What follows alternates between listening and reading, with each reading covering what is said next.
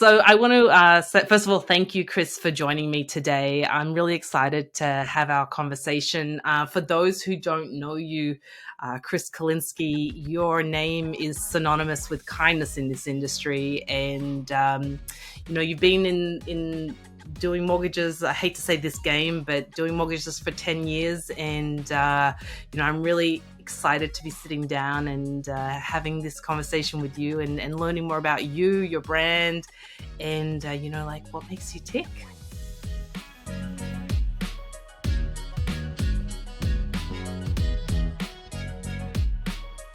Is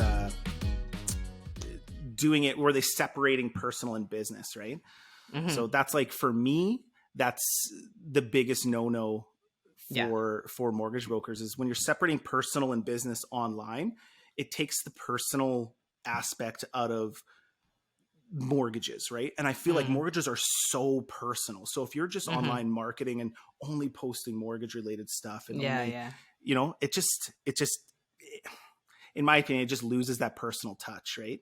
So well, and the thing is, like, somebody's coming to you and they're essentially laying their soul bare and saying, this is me.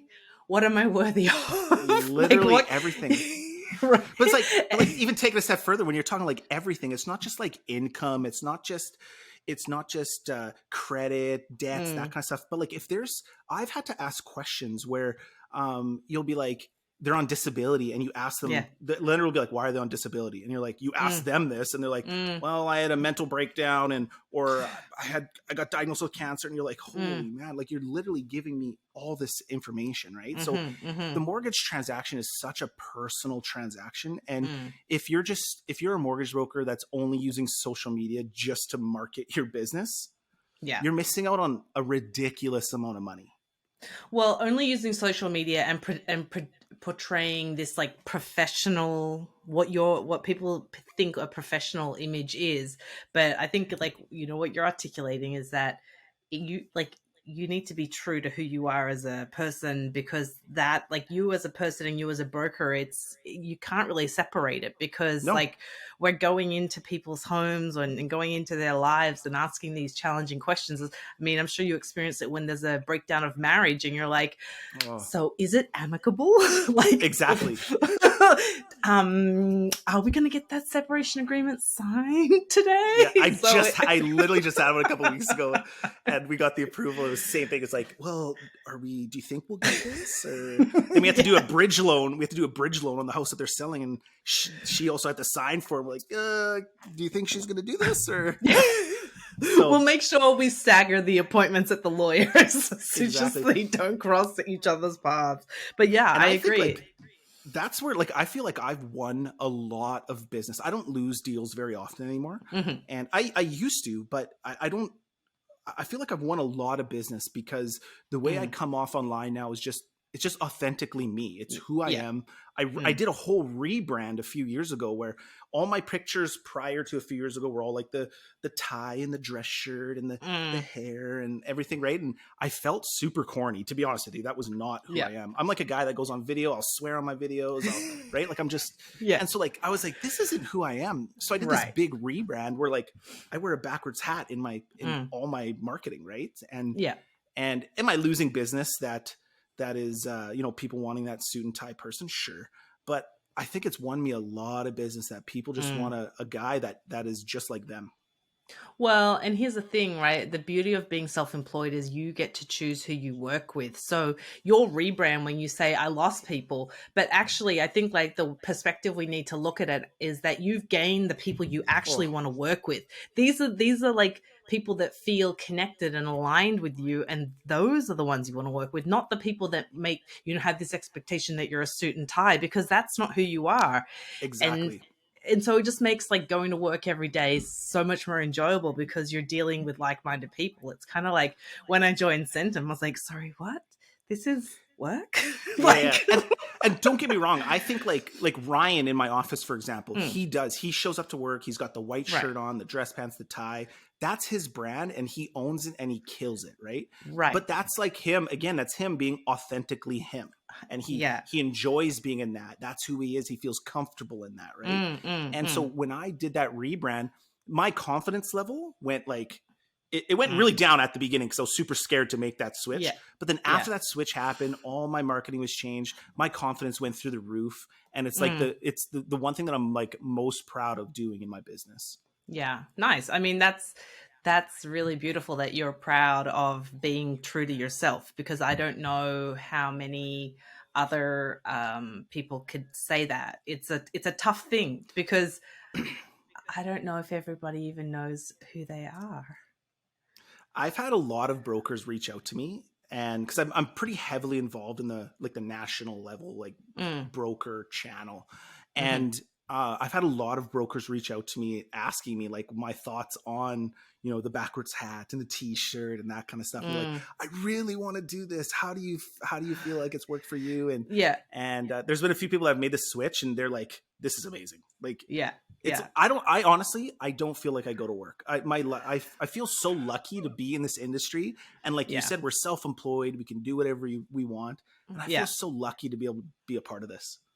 Yeah, and like that's it, because you are choosing how you portray yourself, and to the thought that we have to portray ourselves in one specific, you know, cookie cutter way only makes it a challenge. Whereas, you know, you've had this freeing decision where now you're like true to yourself. Not every day's like you're not going to work anymore because you're not working pretending to be somebody that you're not. Exactly. So Nice. for me, it was such a freeing moment for me to be able to do that. It was something I thought about for years, and I was like, I was nervous to do it. I didn't know how I didn't like, because I'm dealing with like the largest financial decision in most of these people's lives, right? So I was like, do they want a person in a suit? Is that what they're wanting? But like I said, I think some people, that's what they're wanting, but we don't fit, right? If that's what they want, then they can go to someone else, and I'll get the ones that don't care or that want, you know, someone that's just a real dude. Well, what was the catalyst that made you decide to pull the trigger on that rebrand? It was me doing, every time I do a video, because I got into doing videos really early in the social media space. And every time I do a video, I would dress like this normally to go to work. And if I was meeting with a client, I'd maybe toss on a polo or a tie or whatever. And when I do videos, same thing. I'd always like change and get ready. And I was like, why am I doing this? Like, does anyone even care? And then I started like meeting clients in person, and not one person was like, why aren't you wearing a suit? So I was like, maybe I'm onto something here. And it also comes down like my hair was thinning too. And I was like, I was like preparing my hair in a certain way. And I was like, I just don't want to do this anymore. So it's just like this perfect storm of things that needed to change. It's like when my husband decided to shave his head. He's like, he was thinning, and he would not like stand in certain light because it would hit his head at a certain angle. And like all this, like he would have he took longer in the bathroom than I did. Yeah, me too. And he's like, oh, I don't know, should I shave it? And I was like, I look at your eyes when I look at you. I don't look at your hair. Like your hair isn't like it's not even like in my like realm of the things that I think about when I think about you. And he's like, okay. So he shaved his head, and he's like, oh, one day. And then like it took him to adjust, and then the next day he's like, oh yeah, this is like liberating. This is me now. And right. And he's now. Like, I don't hide from pot lights and like down. I did mine. I thought about it for years because it was just happening early. And so it was like when COVID first happened and we were like shut down, I was like, you know what? This is the perfect time. I'm going to be home. No one's going to see me. So let's just rip it off right now. And if I don't like it, I'll grow it back. And then I took it off, and I was like, this is super convenient. I don't have to. It saved me a lot of time in the day. Yeah, and think of the money you're saving, because you can just like clipper it yourself versus going to get it cut. Exactly. I was going every 3 weeks for a haircut. It was like $60 haircut every 3 weeks. And that's saved now. Well, especially when it's thinning, because my husband would only go to a certain guy because he knew how to cut his thinning hair, so it wouldn't be like looking like it was thinning. It's like that level of hairdressing is not cheap, to your point. And so I was like, I veered away from my girl one time in my entire life, and it was like Never again. It was the Yeah. worst. Like, this is why I pay the money. This is Yeah, why. exactly. Well, yes, hairdressers are worth the money, right? Like, especially when you have a bad experience. I used to be platinum, and one time I went somewhere different, and like I ended up having chunks of hair come out, and I was like, no. Yeah, And then never I again. called them. It was like, my hair's falling out, and they're like, oh, you come back in and we'll fix it. I'm like, how are you gonna fix Are you gonna my put it back hair? in, or Yeah, I yeah? was like, it's falling out. And they're like, oh, no, you just need a toner. I was like, I don't need you to touch my hair ever again. It's just like, what the fuck is going on? So yeah, you never stray when you find the right one. Um, Exactly. so I had a look at I took a look at your website, and I noticed like Mhm. you incorporate your family a lot as well. Mhm. Was that a conscious decision to do that? Absolutely. For me, something that I don't, I mean, I talk about with my friends and family, and I'm pretty Mm, open about, but my wife and I, so we've been together for 14 years. We got married when I was 20. All my wow. friends, you're like, you're crazy. What's going on? Mm, And then in 2016, my wife and I actually separated for a couple months. okay.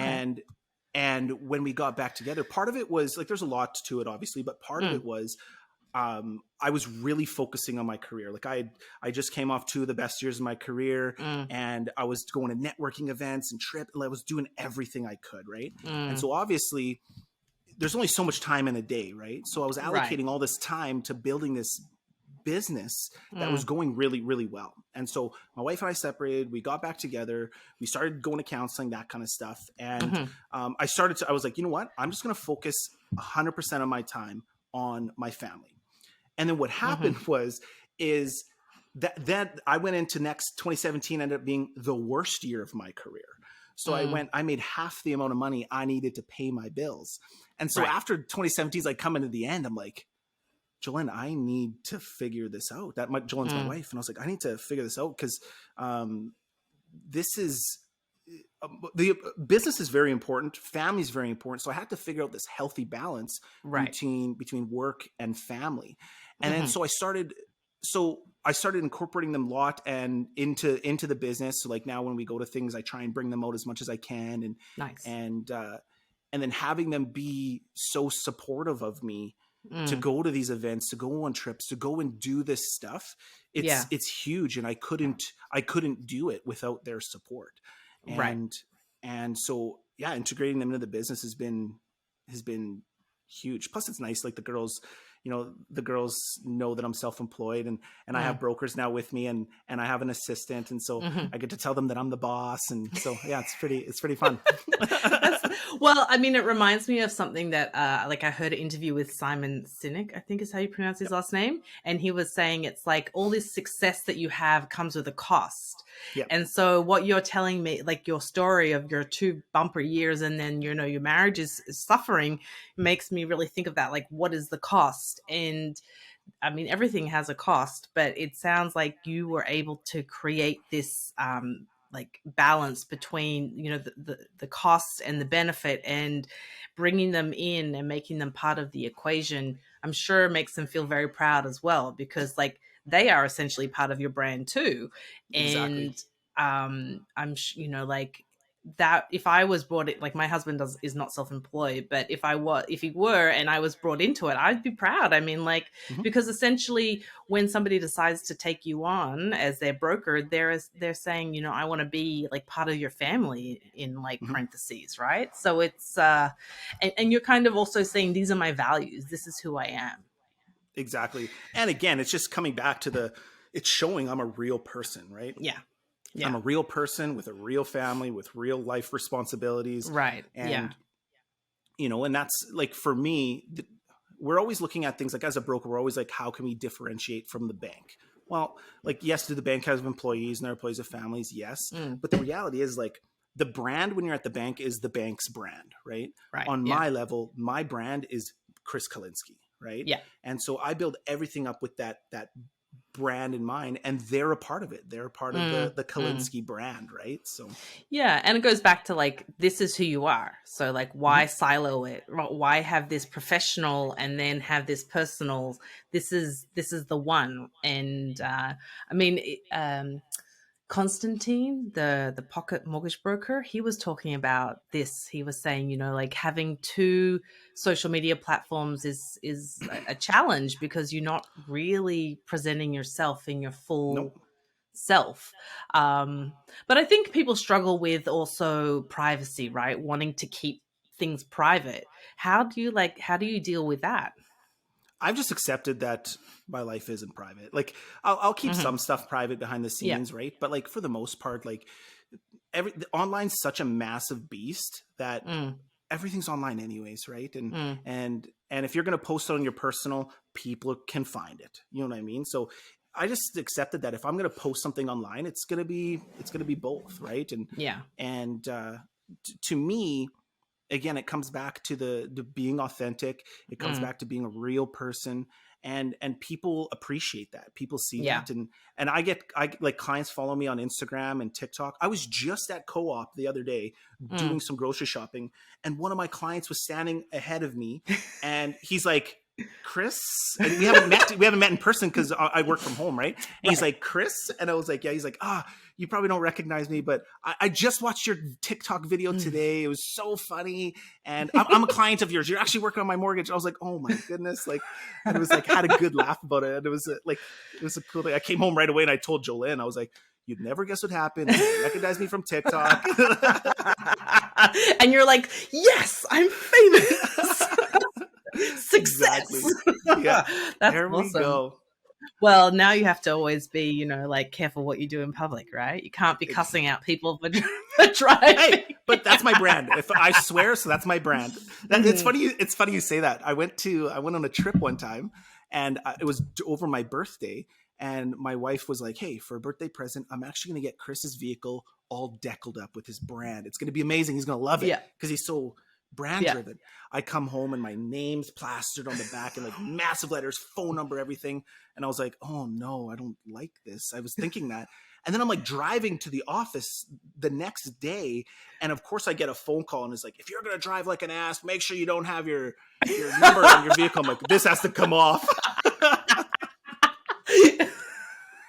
It's just like, oh my, yeah. It's like, how well am I driving, right? Yeah, Um, s- exactly. so why mortgages? Like, what got you into mortgages?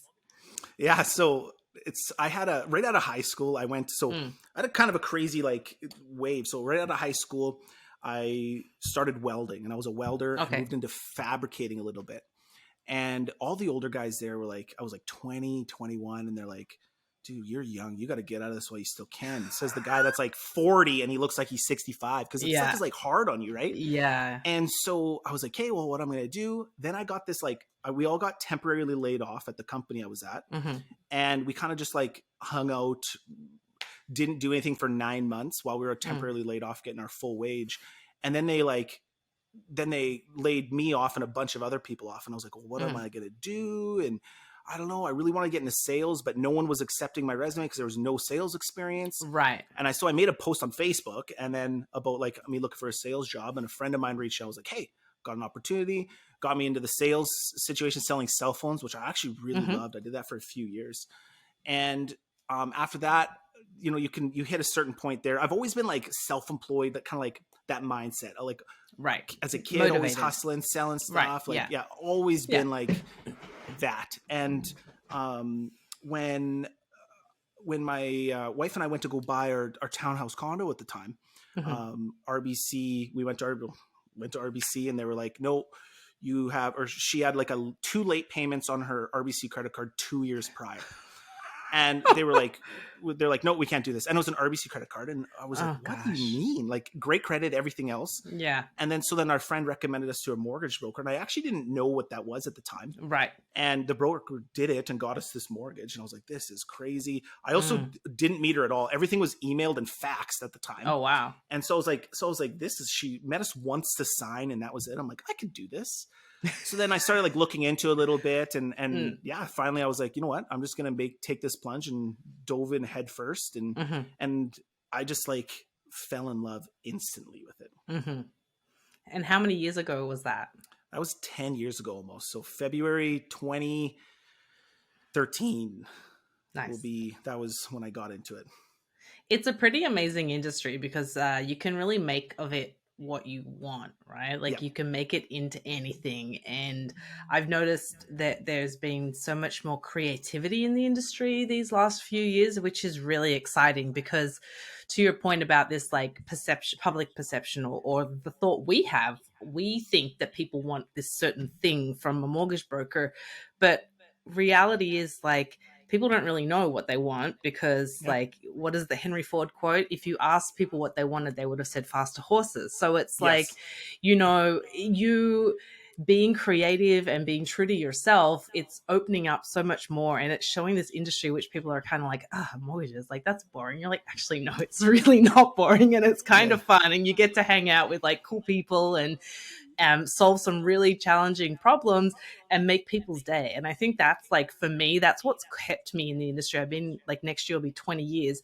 And that like solving the problem and making someone's day and like fixing something that they thought, or not even fixing, but giving them something that they thought wasn't achievable really kind of like is my motivator. Because it's like, as you would know, people come to you and they're like, I can't get a house, and you're like, hang Yeah. on, let me look, or the bank said no.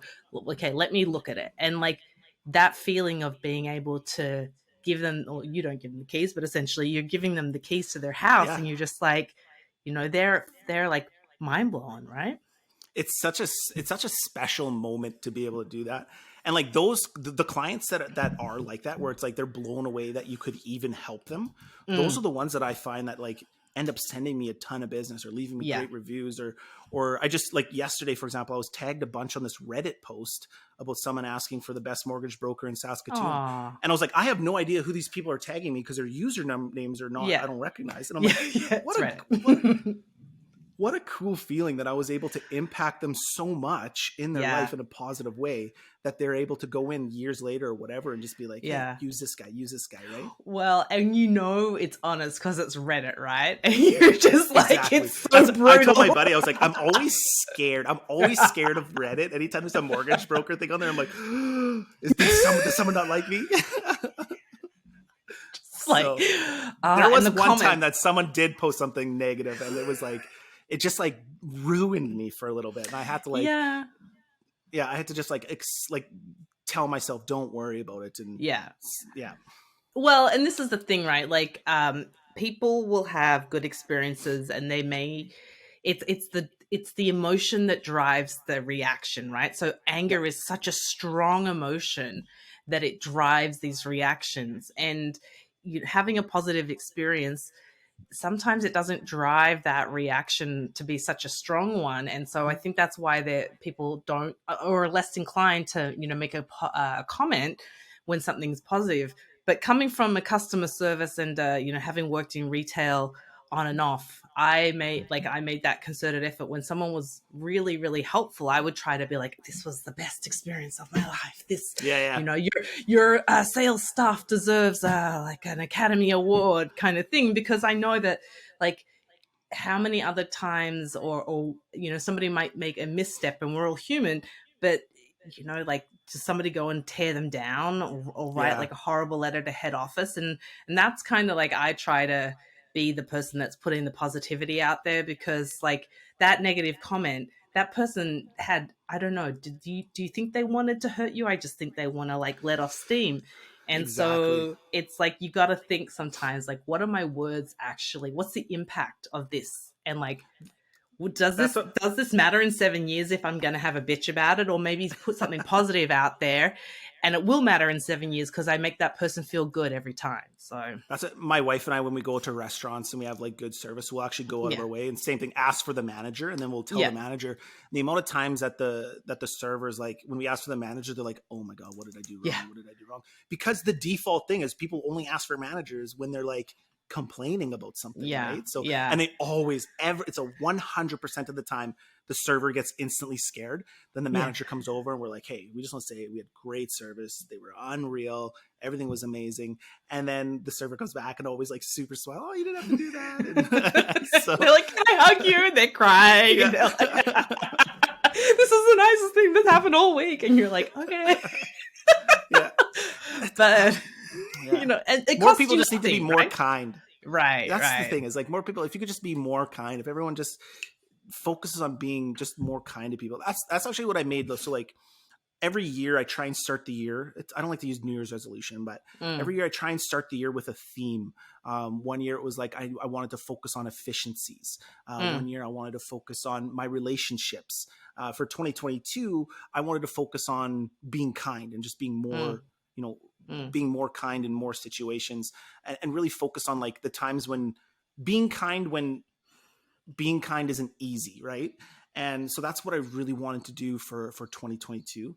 And it's been going pretty good so far. Obviously, everyone slips up a little bit, but Yeah, I mean, it's a daily kind of not challenge, but like you need to have intention. And have you seen like what are the results that you've seen from this 2022 be kind like mindset? really, it's all comes down to relationships, and like I feel like my relationships have nothing but strengthened over the last few years because I've been focusing so much on that. My biggest thing is like I love making people smile, and it's something that I go out every day and I just try and do. And it's when I drop my kids off at school every day, I actually tell them that. I say, do two things today. One, do something brave, and two, make someone smile. And I think it's so important to be able to do that. And it just, in my opinion, it just strengthens relationships. And I think so. Like a couple years ago, Ryan in the office and we started a mortgage team, and we made it our kind of, not philosophy, but it's more like we don't want to just hire anyone, like anyone that wants to be a broker or anyone that is a broker wants to move over. That's not what we want to do. We're being so selective on who we bring over.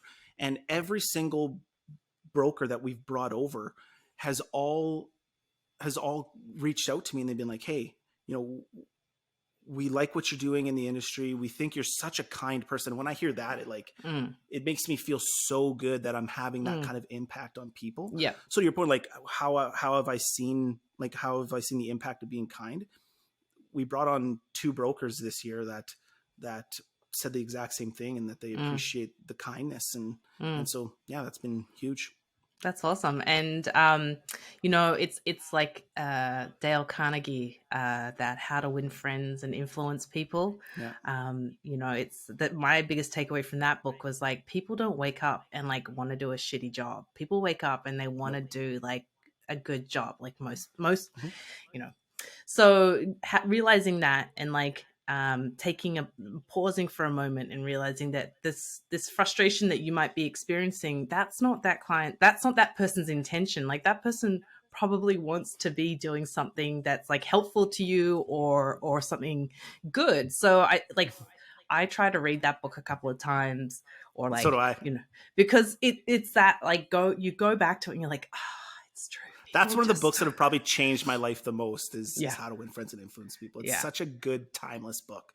100%. I wouldn't be where I am today without that book, because I had a moment in my underwriting career, and management pulled me aside and they're like, is everything okay? And I was like, I'm fine. And they're like, you're really angry. Like I was like, I'm not angry. I was like okay, you are. And so I thought about it, and I was like, I played the victim for like 30 minutes, and I was like, it's them. Why didn't they tell me sooner? And then I was like, okay, so here's your choice. You can do something positive with this, and you can like make a change, or you can play the victim. And so like, that's when I started to read some of these books, and I was like, see that there, asshole. That there is also, so there's a couple pivotal moments in my career that has made me put me where I'm at today. One of them was the rebrand.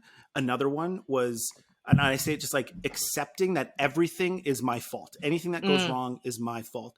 And I've said this in like interviews with like MPC magazine, like the Financial Post, stuff like that, where there was a time when I lost 11 deals, 11 weeks in a row. So one deal a week, I lost a deal. And they were like, most of them were like friends deals. And I was blaming it on the rule changes, and I was blaming it on this and that. And then by the 11th deal, I was like, there's no way that some outside source is causing me to lose all these Yeah. deals Yeah. when no one else in my office is losing these deals.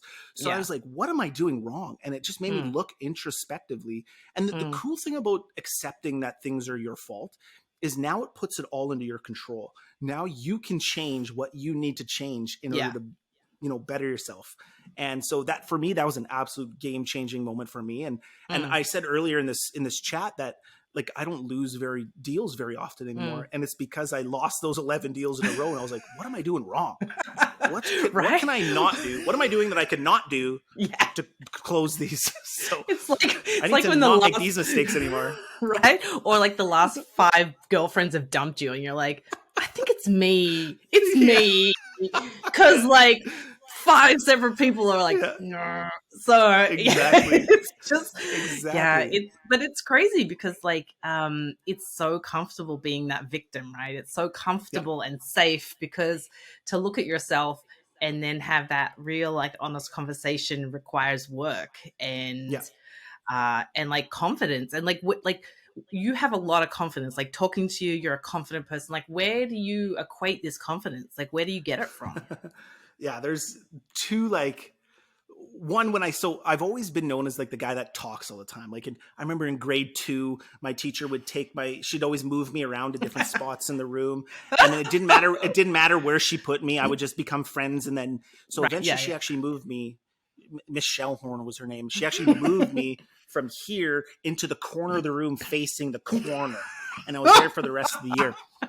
And so everyone knows me as the guy that can talk a lot. Like, that's how I've always been. But it's only been with people that I know and I'm comfortable with. Right. And so when I got into the mortgage industry, it made me feel uncomfortable to talk to people I didn't know, like to be in a group of people and not know somebody. I was always gravitate to the person I knew. So when I first got into it, I knew that I needed to make a change. And so what I did is I kind of took on this philosophy of like getting comfortable with being uncomfortable. And so what I meant with that is I forced myself, I went out of my way to put myself in uncomfortable situations because I knew that the more times I'd be put in those situations, the more I just get resistant to that feeling, right? And so I'd make myself go to the grocery store and I'd be checking out and I'd strike up a conversation with the person ringing me in or the server at the restaurant or whoever's doing the oil change or whatever. I would always just talk to as many people as I could, even no matter how uncomfortable I felt, until I got to this point. And it's the same thing with like public speaking. I don't say no to very many things. Like if someone asks me to do something like a podcast or anything, regardless on how uncomfortable I feel, it's a yes. I'm just like, yes, I'll do it.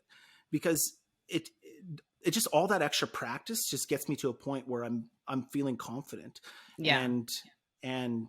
So that's how I did, is just got comfortable with being uncomfortable. That's awesome, because I think that like people see this and I'm not talking about yourself here. It's like you see these professional podcasters or you see these professional speakers or you see these celebrities and you're like, I could never be like that. But what we fail to recognize and understand is that they started where we are and they just like every day they would practice or they would do it. And that's where this like confidence comes from, because to your point, the more you get used to being uncomfortable, then the less uncomfortable you become, because like you've got those list of questions and you don't need to be like, okay, well, what's the next question? Because you have started to be able to create those conversations. And it's like, you talking about going to an event and going to like the one person that you know, in my mind, I'm like, oh, that's me. I do that all the time. But I mean, it's funny. It's like you read my diary. I was like, this year I need to make a bigger effort to like go and talk to people that I don't know, because like, how do you know that that person might be your friend, but you haven't had that opportunity to have the conversation? And it's a real like you're kind of laying your soul bare a little bit, but so is that other person. And I think that's like, we're all just like weird, awkward people in a room. Why not just like be weird, awkward people together and like talk, right? And to me, it creates so many opportunities, right? Like a perfect example is Chris Turcotte. Yes. So for me, I went out of my way to build a relationship, and he went out of his way to build a relationship with me. Like, he flew to Saskatoon to record a podcast with me. And at the time I was like, why is this guy doing this? Right? Like, why is he flying across the country to just come and do a podcast with me? I'm not special. You know what I mean? Like, what is going on here? But I made this conscious decision to build a relationship with everyone I could. And Chris was one of them. And now we're really good friends. He's helped me out in so many occasions. He was the guy that, I had in 2020. I had a really rough childhood, and I kind of like ignored it for most of my life. It was really, really bad. And I ignored it for most of my life until the separation with my wife happened. And then I started to get help and everything else. And so one of the things, I see a counselor very regularly. I'm a huge like proponent of like mental health and like, and kind of breaking that stigma. But my counselor told me that I needed to get this out, and whether that's talking about it, or some people do paintings that get their feelings out, or writing a song, or for me, I wanted to do a video. And I recorded this same video talking about my childhood 3 years in a row for Bell Let's Talk Day. And I never posted it.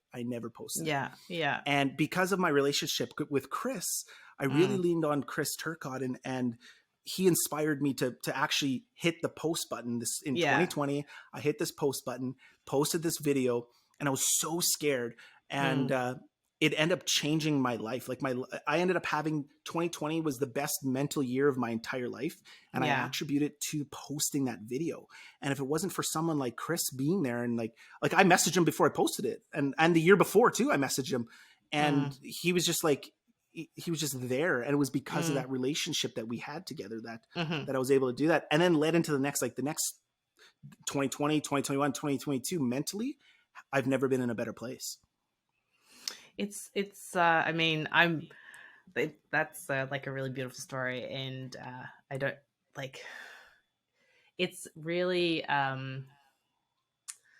like when you have these experiences in life, I'm sure you felt like really isolated and alone. And that's the 100% the feeling is I felt alone. I felt that if I was going to post this video, all I thought was, what are people going to think of me? Is this going to impact my business? Again, now it's like the personal business thing getting mixed. I'm like, what's going to happen here? And like, are people going to judge me? Because it was a very dark time of my life when I was a kid. And I was like, are people going to judge me for it? And the exact opposite happened. And it ended up, like I said, changing my life. Yeah. And that's amazing, because I think that like, also the fear, and correct me if I'm wrong, is that people make this like, oh, but you're this fun guy and you've got so much confidence. Like, how can this be? And you're like, the amount of messages I got from people that were like, I had no idea you're like this. You're so crazy and in your face and high energy. And I come into the office, I'm high-fiving people every day. Right. Yeah. And like, that's just who I am. And they're like, I'm so shocked to hear this. And then they go on to tell me their story on what happened to them and like theirs. And then they tell me that I've inspired them to post their own video or do their own painting or do their own, write their own song or whatever. Right. And so it was one of the coolest moments of my entire life was posting that video. And like I said, I don't know if I could say I wouldn't have done it. I don't know if I would have done it that year if it wasn't for my relationship with Chris and him kind of like encouraging that and telling, like, saying he's proud of me. And like, it was just such a cool moment. And yeah. That's beautiful. I mean, he's like he's so genuine, and he has so much time for everybody. And like he's truly. You have to say that though. He's your boss. No. Oh my God. I call him, he's like Michael Scott, right? Like but I mean, Michael Scott's also so like beautiful and genuine. He has the occasional off-color joke, but like Chris has so much time for everybody, and he just makes time. And I think that this is the impact that I mean, honestly, as you know, I was at MCAP before, and I mean, we crossed paths, and then Chris and I was his BDM there, and like, I wouldn't have come to Centum if it wasn't for him, because like, to your point, like, he's just like just so, I don't know, like he just makes like he's a fun guy, and like That's interesting you say that, because our office probably wouldn't have gone to Centum if it wasn't for Chris. I don't know if he's told you the story, but so we were in the hunt for a new kind of situation. We were with Axiom before, and we were like, what else is out there? So Scott in the office was looking, and I was looking, and we were all just kind of like feeling what's out there. And then we were kind of like, when Scott in my office was like, what about Centum? And I was like, Centum? I was like, what do you what? I was like, everything I've heard about Centum prior was like negative, right? And I was like, what's going on? And then he's like, no, from what I understand, things are changed. They got new leadership, and like things are going in a different direction. And then so he did some, he talked to Jeff and Chris and everything else. And then I guess Chris was flying into town to meet with Scott and Debbie in the office. And it was just supposed to be with them two, but Scott was like, nah. We had the whole office. So it was like every single one of us. Chris walks in, think it's just a meeting between them two.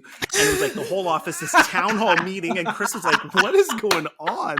And we're just like hammering him with questions. Like, we're like, dance monkey. Like, that's just it. It's like our office, we're such a tight knit office that when we just like move as a unit, we do everything kind of together. Right. And so it was such a special moment for us to be able to do that. And just like pepper this guy with that we've never met before with questions.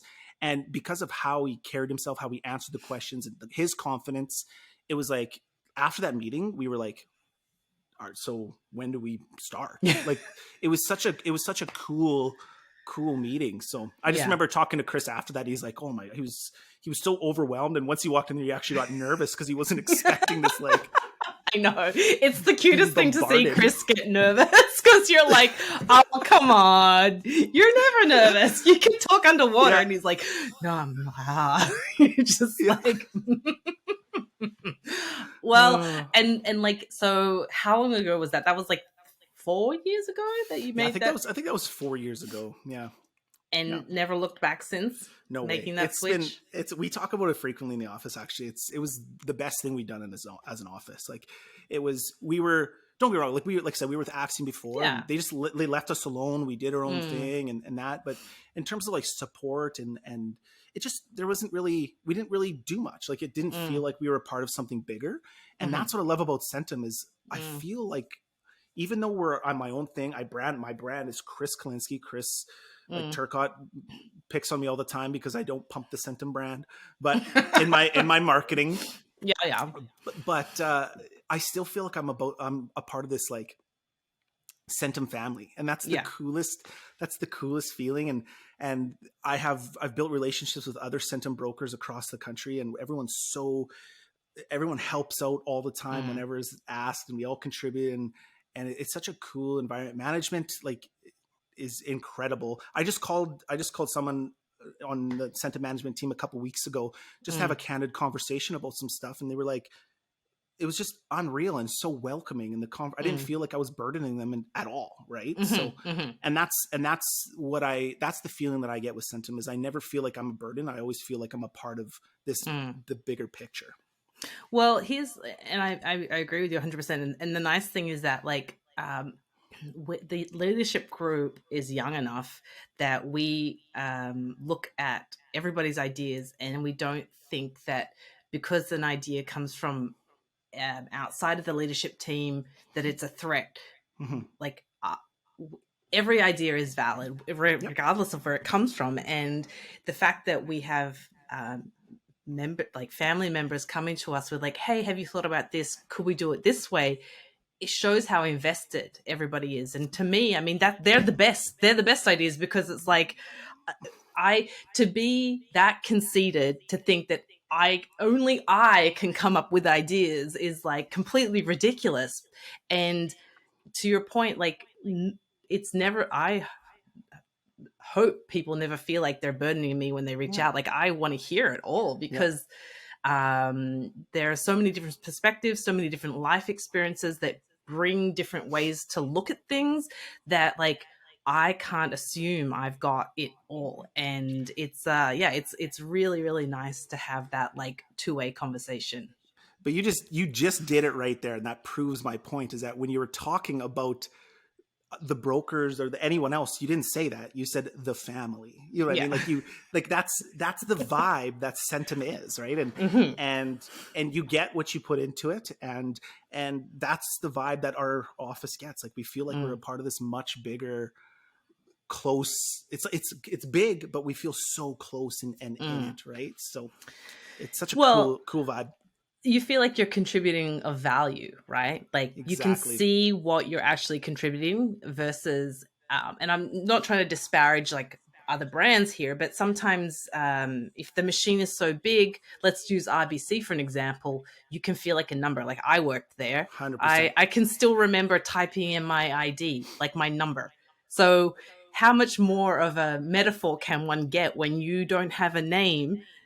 When you're underwriting, you just type in your client card number, and you're like, I really am just a And number that's here. like we always see these like interviews with like the magazines and like toting, like everyone says the positives about their company, and like don't get me wrong, Chris is at the top, so obviously he has to say positive things about the company, right?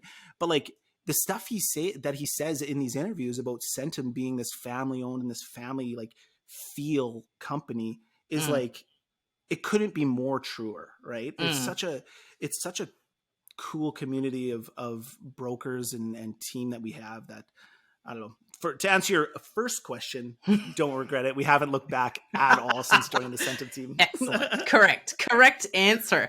No, but I think it's like what you're saying is that you feel comfortable, and you also feel that when you speak, it's heard, and you're like, I think being listened to is really, really important, Oh, and so not being powerful. dismissed, right? Yep. Like, and acknowledging someone, and like truly acknowledging them, not just like the, oh, good idea, like, oh, we'll pass it on. I mean, and I find that like this company is really good at holding you accountable of when you've like dropped the ball, and that I think is because we all care so much. Like really, like when we drop the ball, it feels so much bigger, and we don't want to let down, and I'm speaking about myself here, like I don't want to let down the family, right? So I'm making sure everything is as good as I can possibly get it, because like I don't want to let people down, right? And it's this crazy like mindset, and I was never one of these people that would be like, oh, the baby's asleep, I'm gonna go work. Like I would be like, oh, I'm gonna go binge Jersey Shore. But now I'm like, okay, so the baby's asleep, I'm gonna, oh, what can I like do, what can I like work on that's and it's just like, who have I become? And that's like that, and again, that comes back to what I said earlier, but like it doesn't even feel like what I'm doing is a job, right? Like if you enjoy what you're doing and it's like something that you just love doing, I'll sit here, just like we'll be watching Jersey Shore or something, right? Me and my wife, and I'll just be on my computer, just like this just happened this weekend. We were watching some shows, and I had the laptop on, and I was just like plugging away at my CRM, setting up some like doing some automation stuff, because that's something I'm really focusing on right now. And it was like, it didn't feel like work at all, even though like doing that kind of work is not usually fun. I just didn't feel like it at all. And I like, it's exciting because you're like, and then it's going to do this. And your wife's just like, okay. And then you're like, and then it'll shoot out this email. It's like, I told her exactly that. I was like, I just set up this renewal campaign. Every X amount of time it does this. And she's like, sweet. Yeah. Okay. All right. Yeah. It's like when I was doing something on Excel, and I ran downstairs to my husband. I was like, I did this thing on Excel, and I separated that, and then and he's like, okay. I was like, it's really exciting. my Jolene and I actually just got to share our first real cool business moment together yesterday. Actually, nice. There's it's a magazine called Planet S here in Saskatoon. Okay. And they do this every year. They do a best of Saskatoon, and they do like different categories, and people vote or whatever. And so I've been nominated for this, I don't know, 6 or 7 times for the best of mortgage brokers category. So I was nominated this year. And then my wife was nominated as well as the best insurance agent in Saskatoon. So I called her yesterday. I'm like, so did you hear about the recent, the newest power couple in Saskatoon? Or you took that joke out of my mouth. Now we just got to win it. Well, look, it's you can create your speech as it was an honor to get nominated. Exactly. Oh, that's amazing. Would you say that's like one of your proudest moments? That was honestly, that was such a, like, it was such a cool moment. I dropped, Mike actually told me in the office, he told me about it. And I was like, are you, what? So I like looked at it online. I pulled over. I was driving. I pulled over. I'm like looking it up, calling Jolene. It's going to voicemail. I'm like, I'm gonna call the office. It's going to voicemail. I'm like, answer the phone. You need to I'm like, know this this is such a now. big deal. Yeah, like, this is such a big deal. It was just Oh, so cool to be able to share that moment with her. well, you have to share that with me because then I can share it because I think that's amazing. Exactly. The power couple. Oh gosh, I wish that one day my husband and I will become a power couple. Just the power couple of the daycare. I don't. It's Yeah. just like Yeah. far out.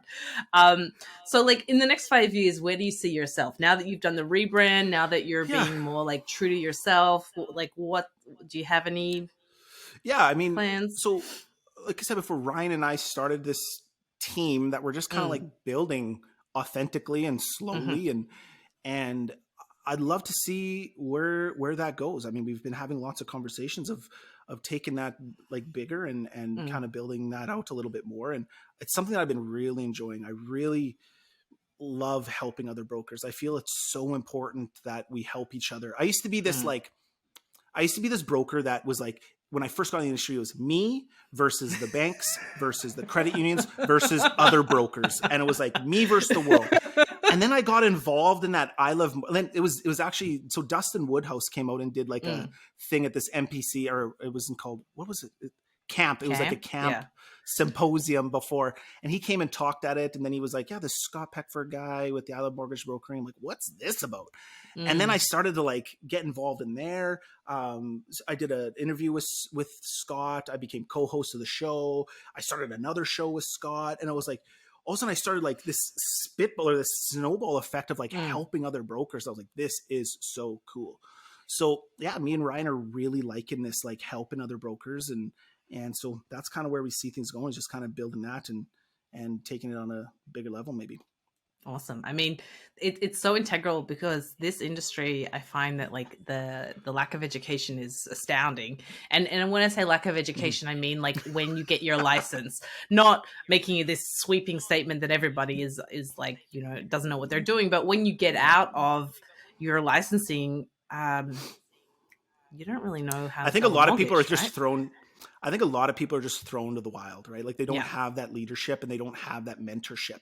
And I think like our industry, it's so important whether you hire a coach or you find a coach Mm, that you can work under and learn with. And I lucked out, and I had, when I joined the ISASC team, it was one of the best things I did for my business. mm, And the team that we have, we just support each other. And when I talk to like underwriters or other brokers across the country, they're like, we don't have that, or we've never seen that before, mm, and we always get good, like, lenders always just like love our office because we're just mm. such a solid group of people I remember I was that support each choked other. when you guys were telling me that you're gonna leave me when I was at MCAP. I was like, well, I'm happy for Chris, but God, thanks guys. Like Yeah, it's just like it's tough managing those yeah. those relationships for sure, but we all Ah have our well. favorite places that we like to look at.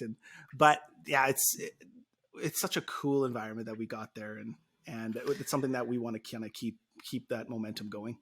And do you find like so when you're chatting with your newer people, what are some of the like key like teachings that you give them without giving away too much? Yeah, totally. I mean, I'm a person. I'll just give I'll just give an entire blueprint. I don't care, right? Like Yeah. it all comes down to, like, you can have a blueprint to something and still not build it. You know what I mean? Like Mm, it takes. So I'm fine with sharing it, but what so me and Ryan usually do, it's usually one of us meet the broker first and we just kind of mhm. chat a little bit, and then when it gets a little more, like, if it's something that we're seriously considering, then we both get involved and we just sit there and we tag team it. The reality is, Yeah. like, I have a ton of strengths. I'm really good with tech and social media and Mm, branding and mortgage knowledge, but I also have a lot of weaknesses, and mm. where I'm weak, Ryan's strong, right? And so Yeah. him and I, and then where he's weak, I'm strong, and so we got this perfect dynamic. And so that's what we pitch, is you get the both Mm, of us, and you get the support. I mean, like, I'm pretty much available all the time. Ryan's available all the time. Like, brokers call me evenings and weekends, and like, Jax called me the other day. She's a broker on the team, and she's like, "Hey, I got a question." She's like, "I'm so sorry. I know it's 8 o'clock. I'm so sorry." And I was like, "Don't worry about it, right?" So for me, it's like we pitch the mentorship thing because, and Yeah. it's, we practice what we preach, and we give it, yeah, it's really the mentorship.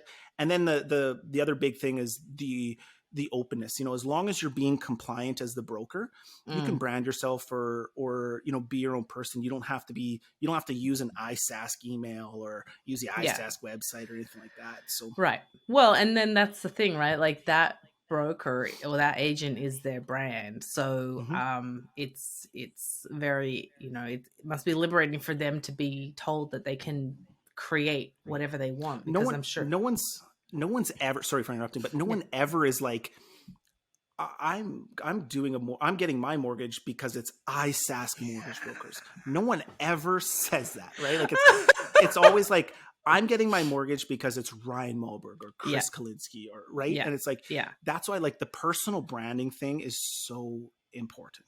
Yeah. And here's the thing, it's like if anybody ever moves brand like networks, your name is always going to remain your name, right? We So did like that. I moved twice. I moved after a year in the business. I moved once, and that was a bit of a rocky move because I was heavily integrated over here, emails, website, like business cards, everything was like this. And so when I made that move, it was like a cumbersome move for me. And then when we made the move from Axiom to Centum, nobody knew. It was completely seamless. Nobody cared. No one was like, "I'm not using you anymore because you're not with Axiom." Like nobody. And I don't know. Well, it's funny you say that, because it's like it goes back to, and this is not a comment about Axiom at all. It's like when you're choosing a brand to align yourself with when you're a broker, there's so much more in that decision than just like the monetary factor. And for you, when you're making or the brand recognition. Yeah. And so it's like, this is a great example of like, you made the switch and really it had like zero impact on your business on the front facing, but obviously it's had so many positive things on the back end for you. And it's like, moving to Centums helped me be so much more efficient. So like I said, 2021 was the best year ever of my career. So every year's gotten better except 2017.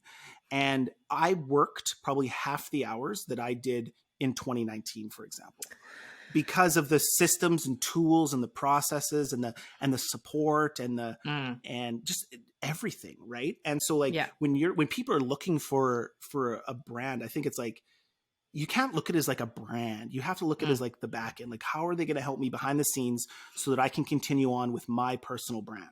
When you are like looking to move to a brokerage, this just happened the other day where I talked to a broker about they're considering moving. And it's like, he's like, it's always hard to talk to, I don't want to use the word salesperson, but like the person that's like recruiting and stuff, because they're only going to say the positive things on what they want. Right. Same thing with the lenders. Like they're only going to be like driving it home for them, but there's such a bigger picture when it comes to things, right? So when it comes to efficiencies, there's lender efficiencies, but there's also broker efficiencies that make things that can be game changing. The biggest thing for me that's like, I can't believe I didn't do it sooner was legit. I don't touch a deal until I get every document that I asked for up front. I don't even look at it. And it's like, if you don't get it to me, the amount of time that saved me alone is ridiculous. Right. Yeah. And like, that's probably another reason why I don't lose many deals anymore, is because if I can issue a pre-approval now, it's like, you best believe it's a pre-approval. You know what I mean? Like I'm getting you those. I'm very confident. I've been doing this for 10 years, right? Yeah. I'm very confident that if I'm saying I can do this, I can do this. I'm not going to be surprised because you said you made 60 grand a year, but in reality you make 20 grand plus you get bonuses every once in a while. You know what I mean? Like, so it's like, for me, just like, it's like those little pieces of like things that make you so much more efficient. And now I can spend that time that I'm saving here and invest it in finding more business. Or I could take that time and spend it investing in my family, or, like it just makes it, I know, life-changing. But I wonder, like, I feel like the young, like the brokers like yourself in your age demographic are aware of the value of this, like docs up front, do you like what, like, how prevalent do you think it's in the industry, or do you think I'm just talking to the right people?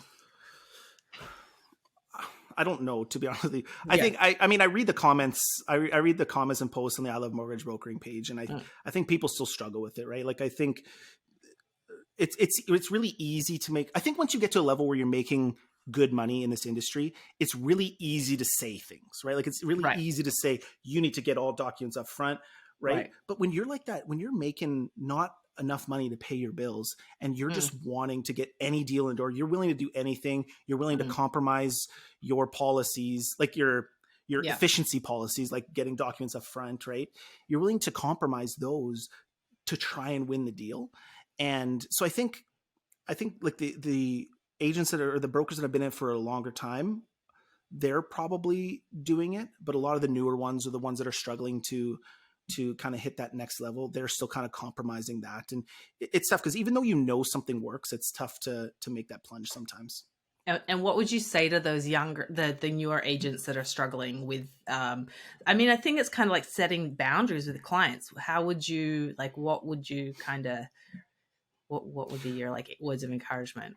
I think like and I struggle with this too sometimes, but just do it and don't make those exceptions. And what I Mm. mean by that is even if you do implement those efficiencies, like I need all documents up front before I look at this deal.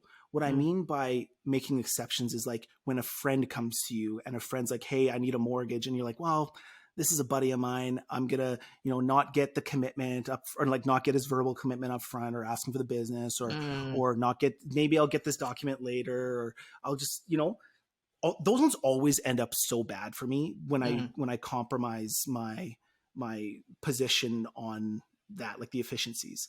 Mm-hmm. And so if you just got to be consistent, like if you know something, if someone's doing something that works, then just use that template. It's a blueprint in front of you. That's why I said like I'm fine with giving my blueprint. It's just Mm. because it's up to you now to implement it, right? Yeah. And Yeah. most people Yeah. don't implement it because they're scared to take that plunge. Well, change is terrifying because It it is. says a lot about like who they are, and like, you get so attached to a decision, and whether it's a good decision or a bad decision, like there's so much emotion that goes into that decision.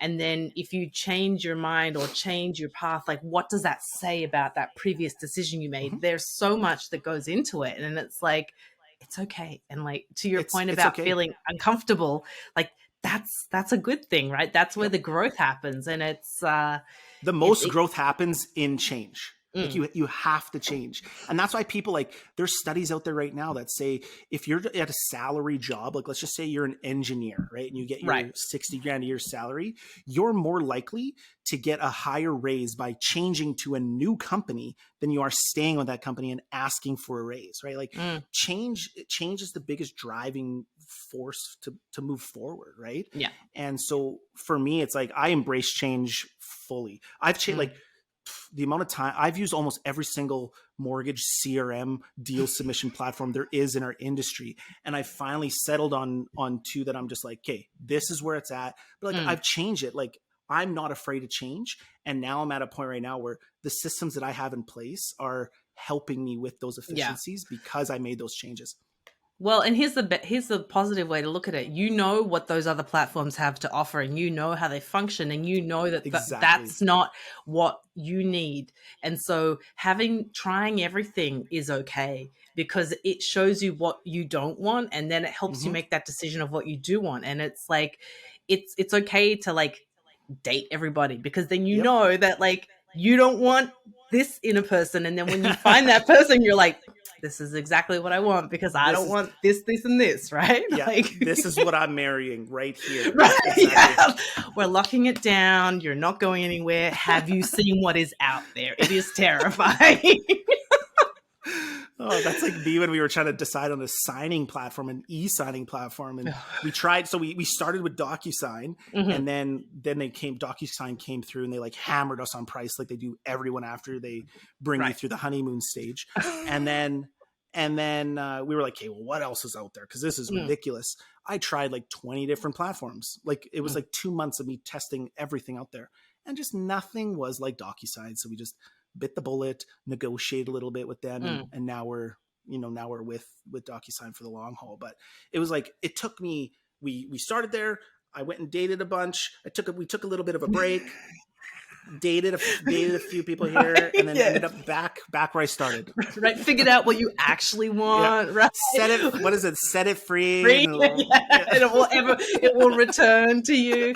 But it's so true. I mean, and then it's like kind of like DocuSign knew its worth, right? That's why. I mean, I'm not giving props to the fact that they like did the old bait and switch with the price, but it's like, things are the price because sometimes for a reason. If the functionality is there, I mean, there's technology that goes into developing it.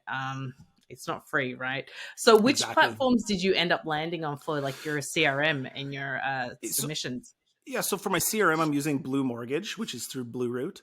That one was it takes a lot of work to get that set up. So I invested a lot of time in January, February, and this week, or as early as this weekend, right? Getting everything all ready to go, right? So it's a constant work in progress, as all CRMs are. It's super robust. The submission platform I landed on is Finmo. It's like I said, I've used almost everything out there, and it's the greatest thing to happen to the mortgage broker industry, in my opinion. And it's like, it's a bunch of just wizards working there that just like, they're like, hey, what do mortgage brokers really want? Let's give them that. You know what I mean? Like, well, I'm going to cut this clip and I'm going to send it to Carter, and Carter is going to lose his mind because I've talked to Carter a few times. Yeah.